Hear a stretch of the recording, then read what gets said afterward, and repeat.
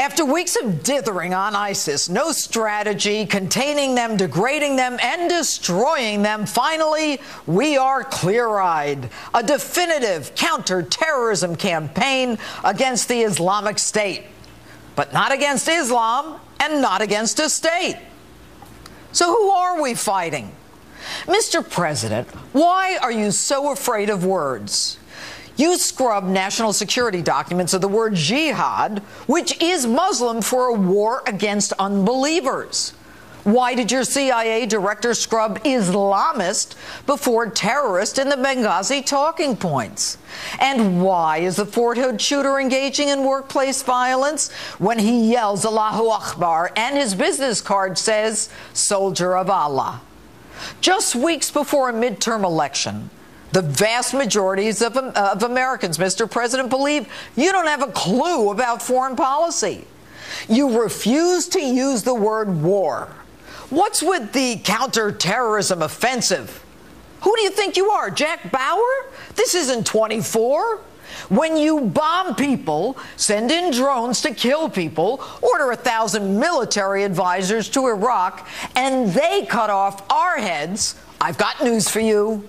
We're at war. Even your own Pentagon says we know we're at war. So why? Might not saying the word war allow your buddies in Congress to avoid a war vote in an election year? And not sending ground troops, might that be a part of the same political calculation? Even the New York Times says that your so-called Arab allies offer only tepid support. Now, the Arab world has everything to gain by the destruction of ISIS, but they're reluctant to join you because you are not a true ally, you are not a man of your word, and because you are not there for them. Evidence. Egypt. You supported the overthrow of American ally Mubarak for Muslim brother Morsi. You remember your 2009 apology for being an American speech in Cairo, where you actually handpicked the two front rows of Muslim brothers. Even the Egyptians ousted this Muslim brother because he was too extreme. He imposed Sharia law, released terrorists from prison, and tried to give parts of Egypt to terrorists. Their newly elected president still has not gotten the arms you gave to the Muslim brothers as they fight their own war in Egypt against Islamic extremists. Evidence. You got out of Iraq too soon. The consequences were predicted by your predecessor. I know some in Washington would like us to start leaving Iraq now. To begin withdrawing before our commanders tell us we are ready would be dangerous for Iraq, for the region, and for the United States. It would mean surrendering the future of Iraq to al-Qaeda. It'd mean that we'd be risking mass killings on a horrific scale. It would mean we allow the terrorists to establish a safe haven in Iraq to replace the one they lost in Afghanistan. It would mean increasing the probability that American troops would have to return at some later date to confront an enemy that is even more dangerous. I guess he was right. Arabs in the region knew there would be chaos. And even more evidence, Jordan, Saudi Arabia, and the United Arab Emirates. They were all ready to fight in Syria, but you backed out in spite of that red line. And so the Arab world avoids specific commitments.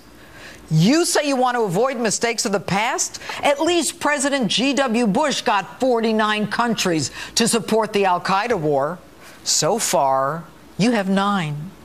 Your strategy has been feckless since day one. You messed up big time by disclosing your failed attempt to rescue those now beheaded American journalists. But you're clear-eyed. Now let's make two things clear. ISIL is not Islamic. No religion condones the killing of innocents, and the vast majority of ISIL's victims have been Muslim. ISIS is not Islamic? I know the truth is hard for you, but let's get one thing straight. ISIS, your so-called JV team, now up to 31,000, is Islamic. They are radical extremist Muslims, clearly a perverted form of Islam, just like Christian extremists who use Christianity as an excuse to kill. And yes, they are killing moderate Muslims. Egypt, the largest nation in the Middle East, 80% Muslim, refers to them as Islamic extremists and terrorists. So why is it so hard for you to say Islamic extremist or radical Muslim terrorist? If they're not Muslim extremists, why do they yell Allahu Akbar? If they're not Muslim, why does their leader, Abu Baghdadi, have a PhD in Islamic studies? And if they're not Muslim, why do they implement Sharia law? Why do they call for a caliphate, a central doctrine in Sunni Islam? And if they're not Islamic, why do they call themselves an Islamic State?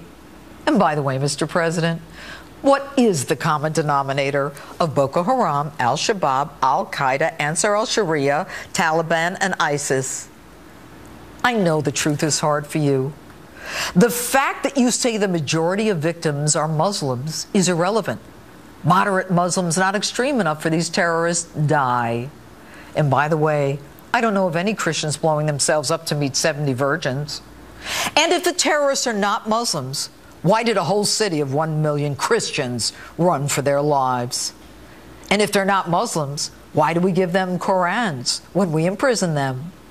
And with all due respect, Mr. President, seeing as you can't figure out your own Constitution's First Amendment and freedom of religion, who are you to say what is Muslim and what isn't? And that's my open.